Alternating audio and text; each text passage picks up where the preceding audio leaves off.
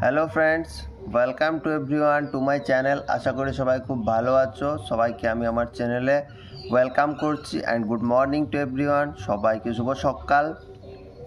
তো এরপর শুরু করছি lesson plan, micro lesson plan বা যেটাকে আমরা মাইক্রো টিচিং স্কিলও বলে থাকি। আজকে আমরা আলোচনা করব, দেখো, শিক্ষার্থীর পর্যবেক্ষণ করার ক্ষমতা বিকাশের দক্ষতা। এর আগে একটু বলে নিই, এর আগে আমরা কি করেছি, কত দূর করেছি। নিজের হাতে নিজের কাজ, বাংলার ক্লাস 3 হচ্ছে একটা পড়া। সেই পড়াটা থেকে আমরা আমাদের যে 5খানা স্কিল রয়েছে প্রত্যেকটার উপর 2টো করে লেসন প্ল্যান আলোচনা করেছি, ঠিক আছে। ওটা শেষ করে, ওটা কমপ্লিট করার পর আমরা ক্লাস 3-র ইভিএস ধরেছি। ইভিএসের এই যে একক খাদ্য দেখছো না, এই যে একক খাদ্যের এই জিভের জলের রহস্য, শাক পাতার খোঁজ খবর, খাদ্যের ভালো মন্দ, অনেক রকম খাদ্যের ভালো মন্দ হয়ে গেছে। তারপর আমরা চলে গেছি ফল খাওয়ার সুফল। 4খানা প্ল্যান অলরেডি আলোচনা করা হয়ে গেছে। আজকে আমরা আজকে একটা আলোচনা করব এবং তারপরের দিন আরেকটা আলোচনা করব, অর্থাৎ টোটাল শিক্ষার্থীর পর্যবেক্ষণ করার ক্ষমতা বিকাশের দক্ষতা ইভিএস ক্লাস 3 এই খাদ্য চ্যাপ্টার থেকে 6খানা লেসন প্ল্যান আলোচনা করব। সেটা শুধুমাত্র পর্যবেক্ষণ করার ক্ষমতা বিকাশের দক্ষতার উপর। তারপর এই 6খানা আমার ট্রিক্স হচ্ছে কি, যে লেসন প্ল্যানটা আমি তৈরি করব সেটা আমি প্রত্যেকটা স্কিল দিয়ে তৈরি করার চেষ্টা করব, ঠিক কি না? প্রত্যেকটা স্কিল দিয়ে আমি তৈরি করার চেষ্টা করব। তো দেখো, শিক্ষার্থীর পর্যবেক্ষণ করার ক্ষমতা বিকাশের দক্ষতা আলোচনা করছি। এখানে দেখো শুরু করছি প্রশিক্ষণ কেন্দ্রের নাম, শ্রেণী, শিক্ষার্থীর সংখ্যা, শিক্ষার্থী শিক্ষকের নাম, ক্রমিক নম্বর, সময়, তারিখ, এগুলো হয়ে গেল। এরপর আমরা বিষয়ে চলে যাব। রাইট হ্যান্ড সাইডে দেখো আমাদের পরিবেশ, একক হচ্ছে খাদ্য। এবার উপ এককগুলো আমি একটু পড়ে নিই। উপ এককগুলো দেখো বলতেই হবে, ঠিক আছে। জীবের জলের রহস্য, শাক পাতার খোঁজ খবর, খাদ্যের ভালো মন্দ, অনেক রকম শাক সবজি, তারপর হচ্ছে শাক পাতা তরকারি, খাওয়া খুব দরকারি। তারপর চলে যাব ফল খাওয়ার সুফল, তারপর যেসব ফল খাবার নয়, তারপর হচ্ছে প্রাণীজ খাবার, তারপর হচ্ছে দুধ, দই, ছানা, তারপর হচ্ছে ভাজা খাবার, তারপর হচ্ছে উনুন আর আগুন, তারপর হচ্ছে থালা বাসন, তারপর হচ্ছে চললো খাবার দেশে বিদেশে, এবং লাস্ট যে লেসন মানে উপ এককটা হচ্ছে সেটা হচ্ছে পশুপালন আর আগুনের ইতিহাস। আজকে আমরা আলোচনা করব প্রাণীজ খাবার। তাহলে প্রাণীজ খাবার দেখো বর্গীয় যতে আমাদের রয়েছে প্রাণীজ খাবার, আমরা সেখানে একটা স্টার মার্ক করে দিলাম।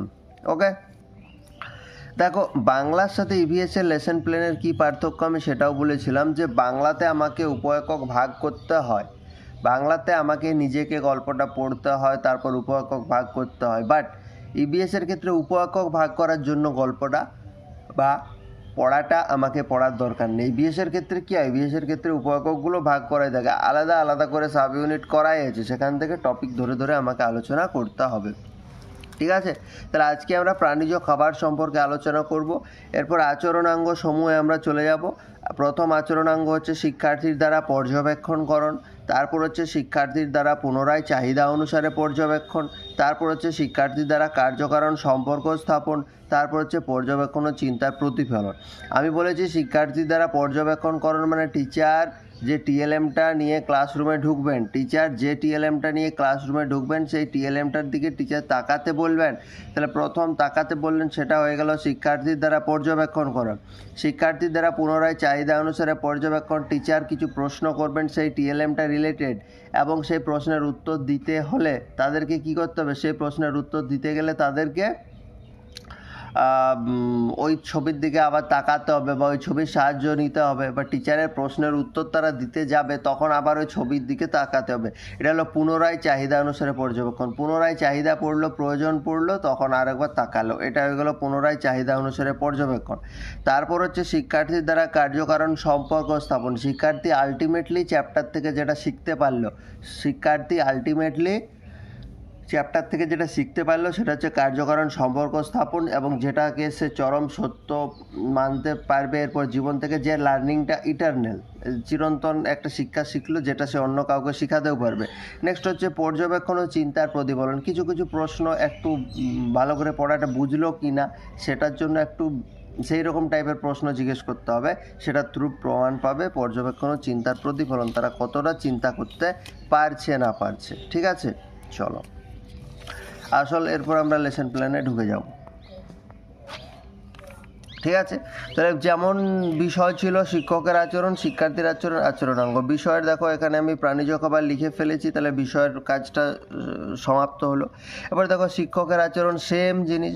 শিক্ষক মহাশয় প্রথমে শ্রেণীকক্ষে প্রবেশ করে শিক্ষার্থীদের সাথে কুশল বিনিময় করে তাদেরকে যথাস্থানে বসতে বলবেন। কেউ কেউ লিখতে পারো যথাস্থানে শৃঙ্খলাবদ্ধ হয়ে বসতে বলবেন। ঠিক। এরপর শিক্ষার্থীরাও শিক্ষক মহাশয়ের সাথে কুশল বিনিময় করে তার নির্দেশ মতো যথাস্থানে বসে পড়বে বা বসবে।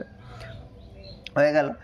এরপর কি বলছে দেখো, এরপর শিক্ষক মহাশয় বিষয়বস্তু সম্পর্কিত ছবিটি শিক্ষার্থীদের দেখাবেন এবং ভালো করে লক্ষ্য করতে বলবেন। তাহলে শিক্ষার্থীরা শিক্ষক মহাশয়ের নির্দেশ মতো ভালো করে ছবিটি লক্ষ্য করবে। টিচার বললেন আর তারা কিছু একটা করলো, এটা হচ্ছে শিক্ষার্থীর দ্বারা পর্যবেক্ষণকরণ। কারণ কি, টিচারের নির্দেশ মতো তারা সেই ছবিটা ভালো করে পর্যবেক্ষণ করছে, কারণ টিচার তাদেরকে সেই ছবিটা দেখতে বলেছেন। ঠিক আছে। এরপর শিক্ষক মহাশয় জিজ্ঞেস করবেন, আজকের ছবিতে তোমরা কি কি দেখতে পাচ্ছ? যেহেতু এখানে প্রাণীজ খাবার সম্পর্কে আলোচনা করছি এবং পড়াটা আমার ভালো করে পড়া আছে, সেখানে যে যে বিষয়ের সম্পর্কে আলোচনা করা আছে সেই ছবিগুলোই আমি এখানে রাখবো। তাহলে মাছ, মাংস, ডিম, দুধ, এই মধুর ছবি আমরা এই ছবিতে দেখতে পাচ্ছি, সেটা শিক্ষার্থীরা বলছে। তাহলে শিক্ষার্থীর দ্বারা পুনরায় চাহিদা অনুসারে পর্যবেক্ষণ। ঠিক আছে। শিক্ষার্থীর দ্বারা পুনরায় চাহিদা অনুসারে পর্যবেক্ষণ। প্রথমে টিচার ছবিটা দেখতে বললেন, সেটা হলো শিক্ষার্থীর দ্বারা পর্যবেক্ষণ।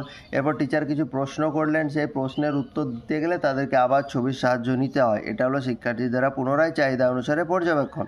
নেক্সট টিচার বলছেন, আজকে বলো তো কোন কোন খাবার সম্পর্কে আজকে আমরা আলোচনা করলাম? তাহলে যে সমস্ত খাবারগুলো ছবিতে ছিল নিশ্চয়ই সেগুলো পড়ার মধ্যে ছিল বলে তাহলে সেই খাবার সম্পর্কে আলোচনা করব।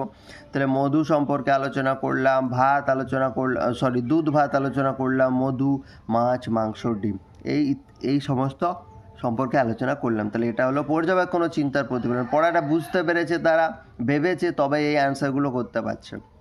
নেক্সট, তাহলে প্রাণীজ খাবার বলতে কি বুঝলে? এটা স্ল্যাশ দিয়ে তুমি আজকের লিখতে পারো, আজকের পার্ট থেকে কি কি শিখলাম একই ব্যাপার, কারণ দুটো প্রশ্নের উত্তরই একই হবে। কারণ এই চ্যাপ্টারটার মূল যে বিষয়বস্তু সেটাই হচ্ছে প্রাণীজ খাবার। এবং ভালো করে চ্যাপ্টারটা যদি পড়ো দেখবে ম্যাডাম শেষে এই কথাটাই বুঝিয়ে দিচ্ছেন যে প্রাণীজ খাবার কি। প্রাণী থেকে যে খাবারগুলো পাওয়া যায় তাকে প্রাণীজ খাবার বলা হয়। তাহলে শিক্ষার্থীর দ্বারা কার্যকারণ সম্পর্ক স্থাপন। ঠিক আছে।